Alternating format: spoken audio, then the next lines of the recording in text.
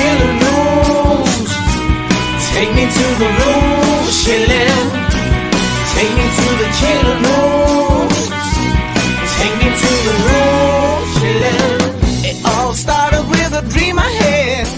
I'm gonna grow a skunk farm.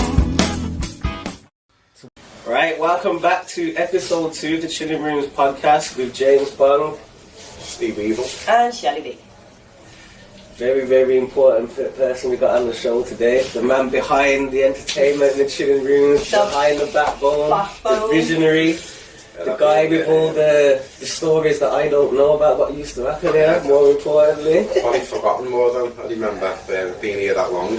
I've known Gary now for almost 23 years, I think. Everything's been open up, the stories, the exciting journeys we've been on. And you know Gary yourself, he'll never stop. He wears his heart on his sleeve. His journey's been incredible, and we're still at the beginning, which is mad after 23 years. Definitely. But we're at a place now where he's finally open, the gates are open. Oh, it's a lot different from when he first started. Yeah. Let's come together, it's brilliant. Yeah, now we've got this like open door policy, but that's all I've ever known since I've come here is the open door policy. But tell us what it was like when it wasn't so open doors. The very first day we done here, I think it was about 23 years ago before it was... When we told you that like 2004, 2003. I think these dates it was a long time ago. So we done it was the first opening day. My band was going to play at the time. Invite only again, friends and family. No alcohol, seated, like venue, stage. So everything was going good. The word got out, and just as we were about to start, someone said the police pulled up outside. So the shutters went down straight away, and we thought everyone was in. We thought, oh, well, let's just start the gig anyway, and we might get 5-10 minutes out of it before they burst in. But we realised our drummer was locked outside over the road. Meanwhile, I think it was the end of manager of the Lars, we made Steve at the time. He was getting nicked on the way in, and for a split second the shutters got open, and our drummer ran in. And the gig started. But Gary missed that gig. He weren't here because I think they took him the day before, locked him up for the weekend, thinking that the gig was going to be on like Friday, but we changed it to the Saturday. So Gary actually missed the first gig here, which was boss. He seen it all on film the next day. He was like, why weren't I there? But yeah, it went on, and then after that, well, the journey he's been on since then, like, it's been well. It's always been like underground as well. It's like when I first moved to Liverpool, I used to live in Kensington, and I heard about it, but I just didn't believe it. Like I didn't believe it to the extent where I didn't even look for it. I thought like, it can't be true, but that's a hidden gem, isn't it? Even still today, people come in. First time I used to come, it was the gates, so the gates were shut and we had someone on the doors. And there used to be a number, you used to have to request the number, and certain people had the number, and you'd call and they'd let you in the gate. And it was mad. Yeah, it was like a proper underground, like a bit like a speakeasy, wasn't it? It was safe. It was actually the worst job. Smoke easy. The worst job being here, it's just all volunteers, friends helping out and things. The worst thing to help out with back then was being doorman on the gate, because you're supposed to be in here out the front.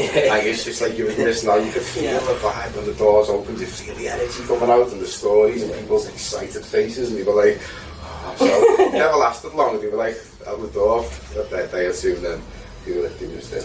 And that's the time in days to take that job. But now it's all different, as you've seen. How long did you stay open for back in the day? With like, what would be the longest period of time before? Well, it was funny because we sort of judged it. It's 23 years off and on. I think the amount of times we've counted Gary's been put in jail was 7 times or something, in and out. So even saying a tag broke one day, he took him back there, or he beats his conditions, just all nonsense. Yeah, it was on him hard, wasn't it? So it was always, once he got out and done his tag, whatever he had to do, he was on bail, whatever it passed, he'd start again. We only got about 3 months out of it. We used to count it by the amount of music nights we'd have on, and the music night we started. I think the last time we done it was 7 years ago. There's footage online. It got booming fast. I was saying to Gary a few weeks ago, I think we only got to 33 backbone nights. Is it your music video Sister that you done in here when it was a busy night? Was it? We didn't film that in here. No, we done other live filming in here. What's the music video?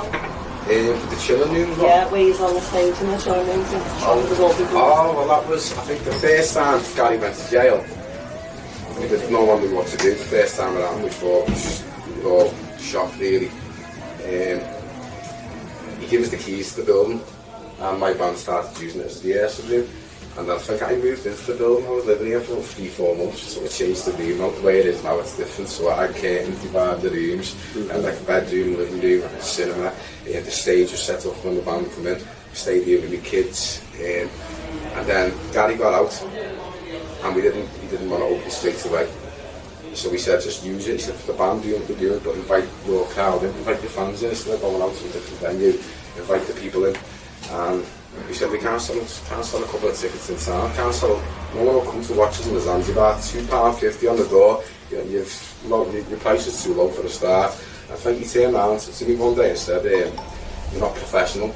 I was like, wow, dare you! I was like, what do you mean? You went, oh, I love your music and that. You went, but as a mate, I'd say you're not professional, you're not earning music from it. And you're not earning money from your music. And to push forward, you need to be earning money for something you're really good at. He went up the price and sold 100 tickets for £10 each. Well, how can I do that? So I went home one day and printed a whole 100 golden tickets out, like the Willy Wonka style tickets. I was sitting there, I had the joint, walked my dog. By the time I walked around Canny Farm and got back, I sold 50 tickets, 50 golden tickets. The guy had 500 quid cash, and I phoned Gary and I said, I've got 500 quid cash, what should we do? He went, get t-shirts, do that, and I'll go and sell the other 50. And it was all because it was a secret gig, but it was about it being in a boss venue. And people knew what the venue was, and they were aware of what it was and what it was about to become again. So we've done a few gigs in the air there, all online. And then Gary opened up again.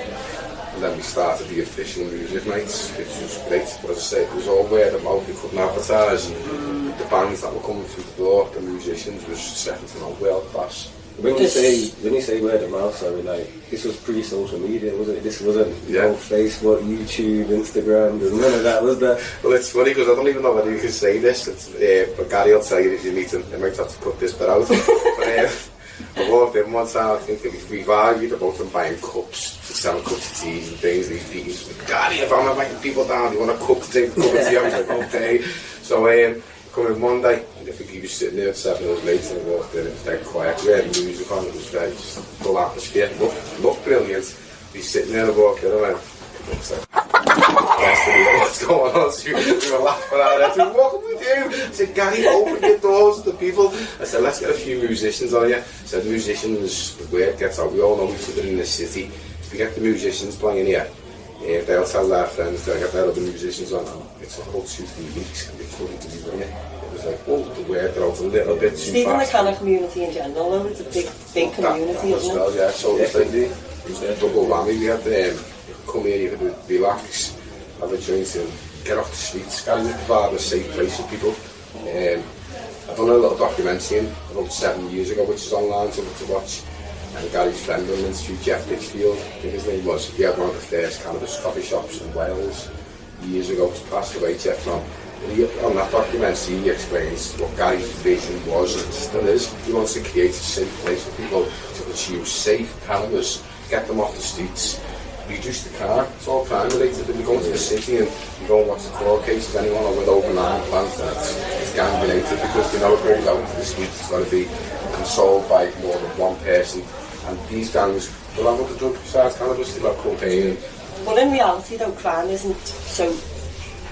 Marijuana does not produce crime. No, okay? I was just saying, it's the decriminalisation of cannabis. It's what Gary wants to do. Is, you know, a lot of drug dealers in this city will sell cannabis, will sell other drugs. So if someone's going there for the cannabis, there might be a client also sell other things. But Gary wants to take that away from them, stop that right, take cannabis away from their filthy drugs that they're trying to push through our city. Gary in the long run wants to be medical. That's exactly that, as a doctor as well. He understands all these other drugs aren't good for the city. He sees them doing families, doing community, and that's why Chillin Rooms, it's brilliant. It's not all I used to run a pub, so I used to run a pub, and I don't drink, as you know. And I tell you, it was hard work. I need to drink to cope with them half the time. But like, I don't mind. I've got kids. No trouble. I love having a little drink. I can wind down, I work hard, I play hard, and everything in the right amount, I believe. But less drink is always better. And that's why I do the music on a Friday night. I said to Gary, it's not going to work. You're going to no one's going to come. I was shocked straight away. I was like, wow, I was shocked. I was like, I can do this. Yeah, they can do it. I can do it. And since then, Friday night to Saturday night started, and all through the week, people like to come because there is no alcohol. Because people, you can have a conversation with someone the next week and remember it. It's like, whoa, this is brilliant to be. And what else he does is he doesn't have a screen up. There's no screens up. So what he does is he wants everybody to sit and communicate and talk. And like we all sit and we all have some crazy conversations, and you're like, I've heard some crazy things said, and I'll be honest. It does attract a lot of strange people. It attracts a lot of strange people. We've come across some strange cats, Good, haven't bad, we? and ugly, yeah. It's brilliant. People from all over the world. Like I was watching your last podcast, and you started about having that globe, and I thought, I just pictured what that globe would look like to be young then. It'd be full. It would be funny. Even the last week, the two lads who come down, Cyrus and Miguel, I think his name was. Miguel was, where you born? He was Peru, grew up in Spain. I was like, are you in a Chillin Rooms? Like, it's the best place I've ever been. You loved it. Sent us across half a voice note the next day. People travel here. I love the story of how you brought him here as well, how you and Ross brought him here. Yeah. We got the footage as well, so we'll definitely be putting it on video. Ross phoned me. Ross goes out busking. That's how I spread the word to the Chillin Rooms, get new musicians down. I spread the love really. So we went out last Wednesday, and it was Ross. I went round the camera, the cards. Ross was getting the crowds in, and these two guys come over, asked for a little jam with Ross. They was something else. And they I was stoned and something meant to who was all. And he felt at home, people loved it. He sat down and said, anything you want? He said, whiskey and coke. I went, I might have forgot to tell you about the bar, there's no alcohol. He said, don't worry about it. Their energy was off the chart. We will be put the video, should be showing now. I've nothing but smiles since they walked in and walked out. It was brilliant just to see that. When people come in, I love watching someone's face and they come in and like, I remember that feeling myself. And I love it now, especially more when a musician walks in. And like, especially if you're walking with the instruments, like, yes, you've got another one. And to see the perform on stage, it's like... It's the two things that I think brings all cultures together, music and cannabis. Like, as long as there's good weed and good music. You don't even have to understand what someone's saying. Vibes. The vibes are there, yeah. The love's there. And it's there, yeah. But that's definitely a Liverpool thing as well, and I think that's what makes this place unique. I spoke about it before, but having the music here and obviously the cannabis here as well, it's like it goes hand in hand with music, and it gives you something more than Amsterdam. You know what I mean? You can go to Amsterdam and you go to a coffee shop. Every time I go to Amsterdam, I think I've been about 8 or 9 times over the years since I was 18, and every time I'm looking for the venue that's got the live music on, and it's still nothing to this day. And there's so many coffee shops and they're all the same. It's like they're just cloning and stamping them out now. Look how flash and glamorous we look. It's like you just haven't got it. You just have lost it. I think it's a thing that we need to look at, because I think with it being legal over there, with them having the cafe culture for so many years and nowhere else having it, I think they kind of got lazy. It's almost like they haven't done nothing to push that kind of thing. Yeah, because so this is why we need the Chillin Rooms. Well, I think you've lost them now, haven't they? To go to Spain maybe and other places like that, but it needs to come to England. But yeah, well, I just think with the UK, we obviously with the law, they give it to us so much. We've been so much more inventive, so obviously you got Chillin Rooms and the music that's on offer here, but I saw other events as well, like Amsterdam, where they even have like boxing matches in like a cannabis event.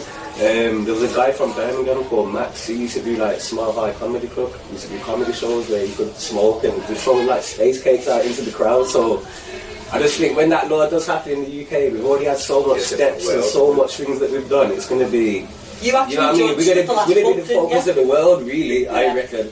I think we're doing more here than last time. Anyway. Last time I was doing the music nights here, Gary. I think it was around about the cannabis. The medicinal marijuana was coming out, and that weren't happening at the time. It was getting shut down, and since then it's happened. Now, 2025 now, it's still all new to me. I'm still meeting people, and I'm like, wow, how long have you been doing this for? Like, last 4 years, and we're like, oh my god.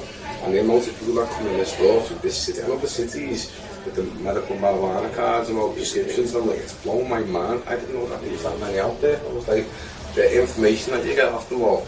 Because it's not shown as accessible as it is, yeah. And to see them to go, so you can actually come in with our legal medicinal marijuana, sit with friends who are also with the same issues and that, have a joint in privacy and peace, not in fear, and actually have entertainment and education and a good time. And it's like, it blows the mind because it hasn't. A lot of the police now are still not trained in medicinal cannabis, are they? Like, you've had a few run-ins, haven't you? Go on, Jay, you tell us.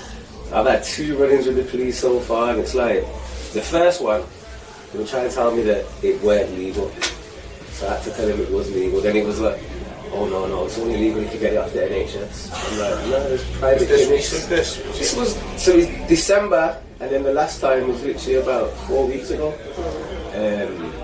So he had the chance to help me, no, we can only come off the NHS. Then they were like, it can't be flour. Then I've showed them that, oh yeah, you can't be carrying it on the streets. I'm like, well, why not? It's just, you know, it's a controlled drug just like anything else. Yeah. So yeah, there definitely needs to be some training with the police where they need to know the law. But one good thing that did come off at my last encounter with the police is they breathalyzed me. So the police are basically trying to say, it's only CBD that's legal, mate. I'm like, nah, they're like, you definitely can't be driving, can you? And I'm like, nah, you can drive. Well, it blows my mind. Even still today, there's so many places that you can buy the legal marijuana. And I say to them all now, show me the websites, because if you just Google them and look through them, unless you're a customer or signed up to them, it doesn't show you, let's just say, their list, their menu, should we say. Actually, if you go on medbud.wiki on Google, you can pull up every list from every mind is it's obviously it's illegal we'll in this country. Well. It's illegal to sell cannabis. I always say to people, so if you don't mind me asking, how did you end up on medical marijuana? And they say, oh, I had anxiety, they give me a drug, it didn't work. They give me a headache, I tried another drug, didn't work. Got on the medical cannabis. It's like, did you qualify for it? Yes, straight away. Can I have a look at the menu? Straight away. A menu bigger than any coffee shop in Amsterdam. But this is in England. I'm like, so you can just buy any weed off this menu you want. Yeah, I qualified now, so that's the loophole. Okay. Let's just come on, it's the elephant in the room. Let's just have it right. Our politicians are not this stupid. Let's have it right. When you know how it came about, don't you? So they'll say, I forgot the girl's name, but there was an girl with epilepsy. It was like a little boy with epilepsy, and it went through when Theresa May was in power. So this is like 2017, 2018. And then the base ended up legalising it because his mum basically proved the cannabis oil was the only thing effective for the epilepsy. Have you watched the documentary on that kid, what it actually done? So they made that kind of like the forefront of it, but behind the scenes, Theresa May's husband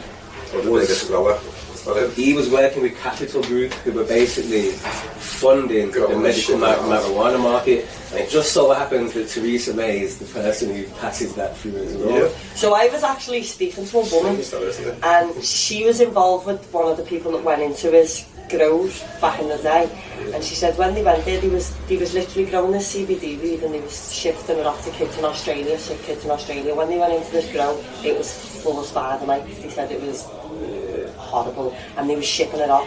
So if we can get her on to talk about it at some point, I am going to get her. She's from Ireland, so when she comes over, we will get her on to talk about that. But yeah, it was bad. A lot of the time, you get a lot of patients complaining about getting the prescription weed with mould on and all sorts of stuff. But the thing that annoys me is that, like, when you go back to people like Cannabis, you've got people who've got years of experience growing cannabis here, been doing it. You don't go to do it properly. And it's like these companies are now operating legally, but they're growing their weed abroad under these terrible conditions, as you were saying. Do you remember the first batch of weed I got off the medical? Do you remember? Yeah, that's what I mean. So the first time I drank my medical weed, so they told me we're going to give you bottles of THC, so pure THC, but we're going to give you this, you can only get this flower. It was 7%. CBD, 7% THC, Lunar Circus it was called because it was an absolute joke, I won't lie. It was brown, it was CBD, and I kicked off, but they made me buy 10 gram of it, at least. That's step you up. Yeah. I'm not smoking that now, I didn't. I was always just put THC into the flower, realistically, because I told them what worked for me anyway. What they need to do is get the people who've been growing over here to work for the companies and start growing stuff here in England, you know what I mean? And it's like, you know, they talk about letting the prisoners out and trying to put the prison populations down. Is this not a perfect opportunity? I've seen the documentary. People are in jail for weed-related issues. Yeah, come on and grow them proper weed. I'm sure it's a BBC documentary, you'll probably be able to find. It was on the telly. There's the fella who owned Wetherspoons, and he's talking about if it gets legalised in the UK, the first thing he says will happen that he'll do.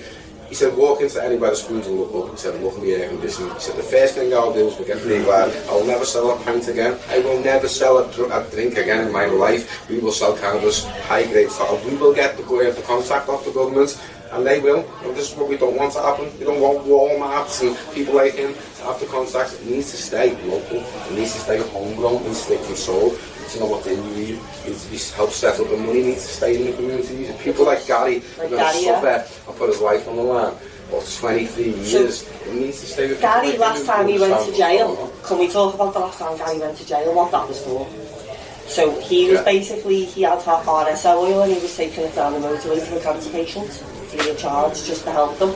And he got caught on the motorway with it, didn't he, on licence, got back in jail again. For helping a cancer patient, basically. So, yeah, even like Gary, with the community, the way he goes out his way to help people, and he always takes it on the chin, doesn't he? Every time he gets nicked, he's just like, oh well. Said, stop trying to make a martyr out of him. He's not a martyr, like, honestly.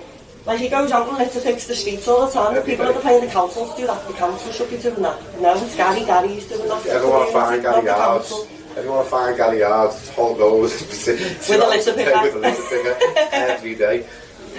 Definitely. This will be good when he finally does set up Meditate. I know he's got that's coming in the pipeline. I know he's working behind the scenes with doctors as well to get that going. And I just think that'll be such a unique selling point because you got all these private clinics that are doing it, but they ain't got the history that Gary has behind it. They ain't got the time in jail. But even now, as we said before, the doors used to be locked. Now the doors are wide open. He wants councillors, he wants policemen to walk in, he wants MPs to come in, he wants them to come, but they won't. What they'll do behind the scenes, create a 3 to 6 month surveillance thing and raid him and try and destroy him. Like, he's like, the doors are open on day one, come in and talk, see what we're doing.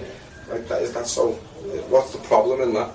What, come on, let's just see black and white. He holds his arms out. 20 years ago he first went to Amsterdam and done all these seminars and met all these big people, and he met the police in our country, he met politicians, and he gave them a go ahead. What are you doing to get Gary wheeled back, yeah?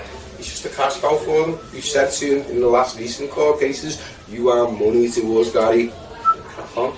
If that's what he's bread and butter for him. Now, what he gotta say, he'll never stop Gary. He doesn't do it for the money. He's Gary. This is not bread and butter for Gary. This is Gary being a free man and teaching other people how to be free. And he thinks, when I first met Gary, it's funny because he blew my mind in so many ways. Everything from any conspiracies to the CIA, importing drugs to everything. I was like, and he does open your eyes and makes you think for yourself. And he says people do think they're free. People honestly believe that they're free. I was like, but like the eyes like pack it in, Weevil. And you learn as you live, you're not free, and sometimes you've got to stand up. And Gary, the only person I've met who stands up time and time again. And everybody who knows it, people on the outside go, why does he do that? He was a kid suffer, he gets bankrupt, he decides to take his house off him, he goes to jail, he loses his rights. Why would you do it? He's like, why is it so hard for you to understand? Why someone would be that invested? He's a proper local hero, but people see it as like, I wouldn't touch him, I wouldn't like stay away from him. Gary doesn't half-heartedly believe that weed should be legally. But why is Gary in trouble? Gary is in trouble because if this succeeds, it succeeds everywhere. And if they want that, if they want to control that, if Gary can do this, everyone can do it.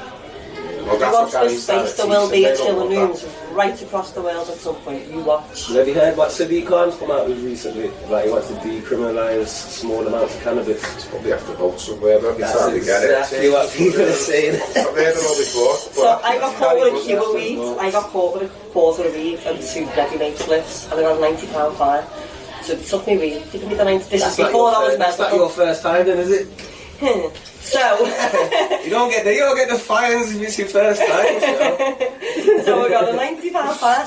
But the point is, they make too much money off these little amounts of weed that they're taking off people in the street, because they take the weed, but then they're giving them the fine, and they are earning the money's going into the court, which is a business. It's an established business, isn't it, on company's house? Like the money goes straight into that. It's so while they're still lining their pockets with us walking down with a fucking bag of weed on us. It's, you know, they're not going to do it, are they? Especially our government, the way our government is too... We'll probably be the last country in the world to legalise it, won't we? But it's great to see the medicinal side has finally come through to 2018, and a lot of people, even if it was to make Theresa May's husband... I can't believe I'm actually legally high, I won't lie. On his garage. That's it. It benefited us all, man. That's the corruption I like, when it benefits everybody. Yeah. Like, so I said, since Gary, all these ups and downs have been coming. Obviously the ups where he opens the doors, and the downs when they take them off, take them to jail. But there's some great memories. One of our friends used to run Grand Central Hall, the home, and he was just fed up of it. He was handing the keys in. I think it was a Wednesday night. He was sitting here.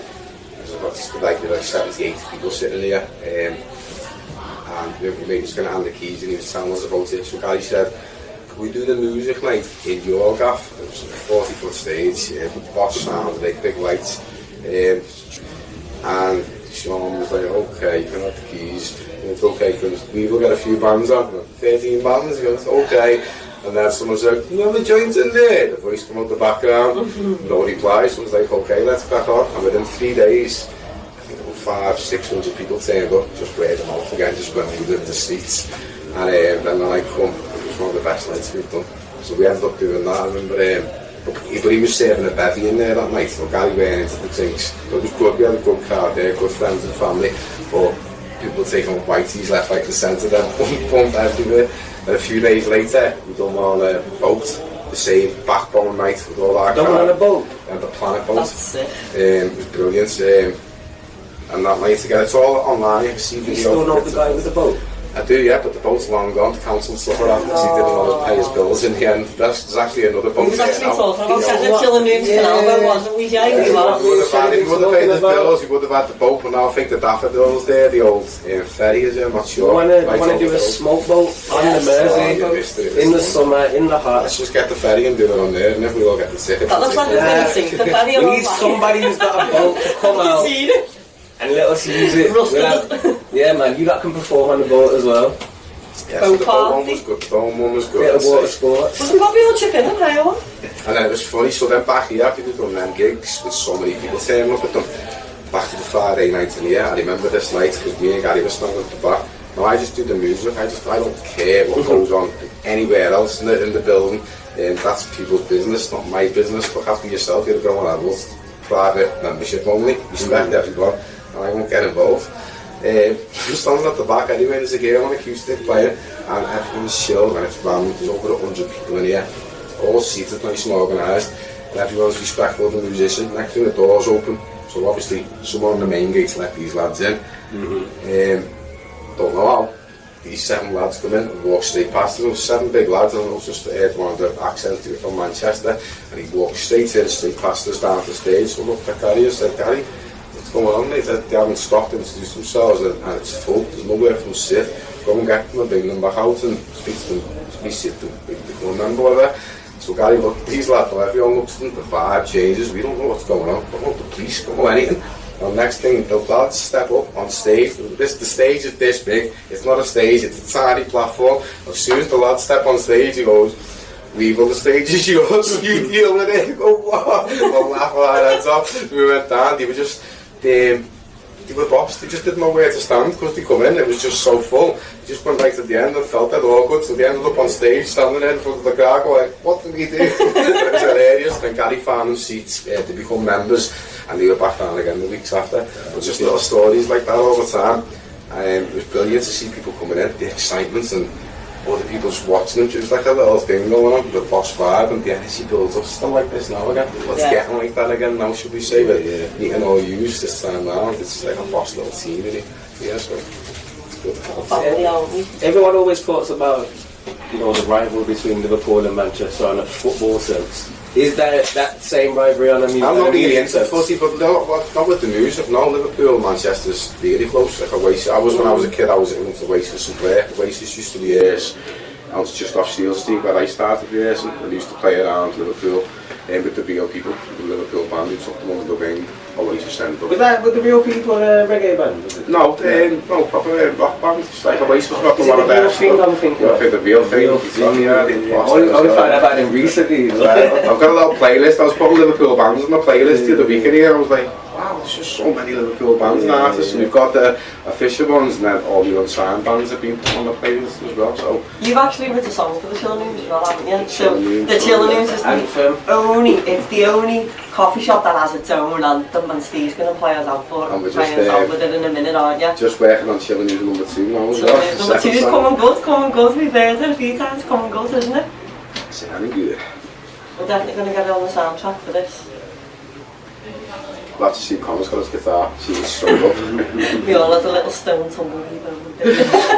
Little, No, we all need a drink now. We get the performance going now. But yeah, we're going to get the performance going. So what I'd like to say is thank you as well to ogexotics.uk for the caps if you're going at them on Instagram. And thanks to Steve for coming. Always. Good to be here. And he's going to come and play us out with the Chillin Rooms. And also well done to Liverpool for women winning the Premier League as well.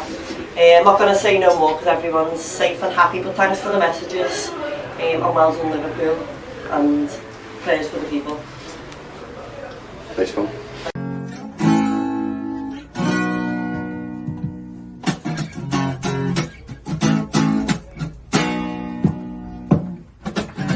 There's a man with a coffee in his hand and a spliff hanging out his mouth. Ooh. There's a man with a vision in his head which you really want to talk about. He says, Steven, come with me. Gonna open this cool cafe. I said, Daddy, I don't believe this is something I gotta see. I said, you open a coffee shop, people gonna laugh a lot cause people don't understand. He said, I open a coffee shop, people gonna come along, people gonna take a stand. Roll, roll, roll, roll with the time, yes. I don't be left behind, except them the kind of take it all for himself. Take me to the chillin' room, take me to the room, chillin'. Take me to the chillin' room, take me to the room, chillin'. 23 years in and out of cell, got my own doorbell. Ding dong, dropping on, didn't go so well. Trying to make my dreams come true. Sam, take me to the chillin' room, take me to the room, chillin'. The judge's face when he goes back again, says he ain't nobody yet. Come on, take me to the chillin' room, take me to the room, chillin'. Take me to the chillin' room, take me to the room, chillin'. Sitting with a sneaky undercover motherfucker and he could be sitting next to you. Have you got a backbone stand up in your lap now? What the fuck they gonna do? I'll be Duke, she said I got a little bit of better since the Medicare come along. Have you got a backbone? Come and play the backbone. Come and play your favorite song. Yeah, take me to the chillin' room. Take me to the room, chillin'. Take me to the chillin' room. Take me to the room, chillin'. Take me to the chillin' room. Take me to the room, chillin'. Take me to the chillin' room. Take me to the room, chillin'. It's not finished yet, that though, so more to come.